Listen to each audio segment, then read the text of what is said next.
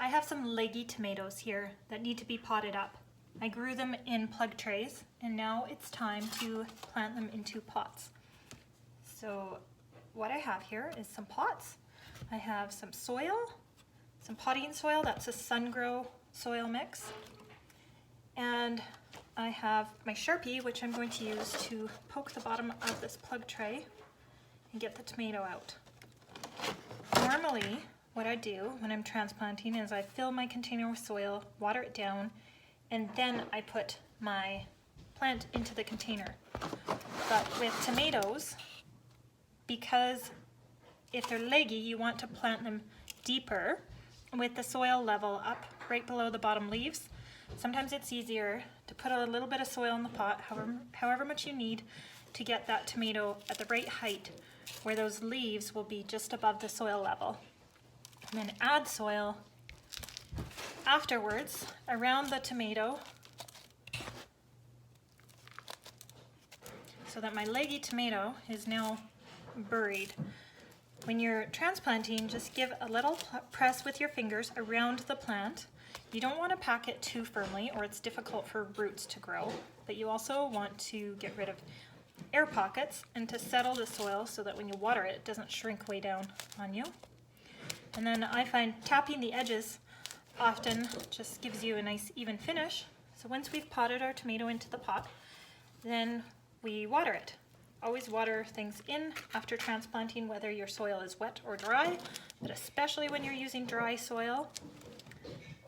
And for tomatoes, try never to use really cold water. That's an issue for us in zone 3. Sometimes our outdoor water is shockingly cold. So for my tomatoes, I like to use a rain barrel or just have like a 5-gallon pail that I use for watering tomatoes so that it's at least room temperature. So that's how you transplant a tomato from a plug. If you are transplanting a tomato and all the roots fall off, I'm just going to poke this one out and I'm going to show you. When you're transplanting a tomato or another variety of plants, I said all the roots fall off. I meant all the soil. So if all the soil falls off, instead of filling the container with soil afterwards, we would fill it. I better put my tag in that one, red grape, so I don't lose track of what I'm doing. Also have my labels here. Always pop those in as soon as you're finished so you don't forget what variety is what. I picked these up, a pack of 10 from the dollar store. Kind of cute. So back to this tomato.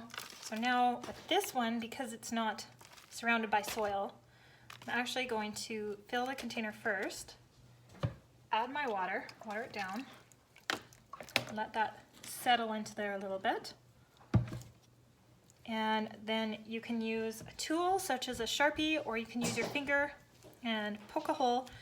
For this tomato, I need the hole to be deep. Your hole needs to be however deep your root system is.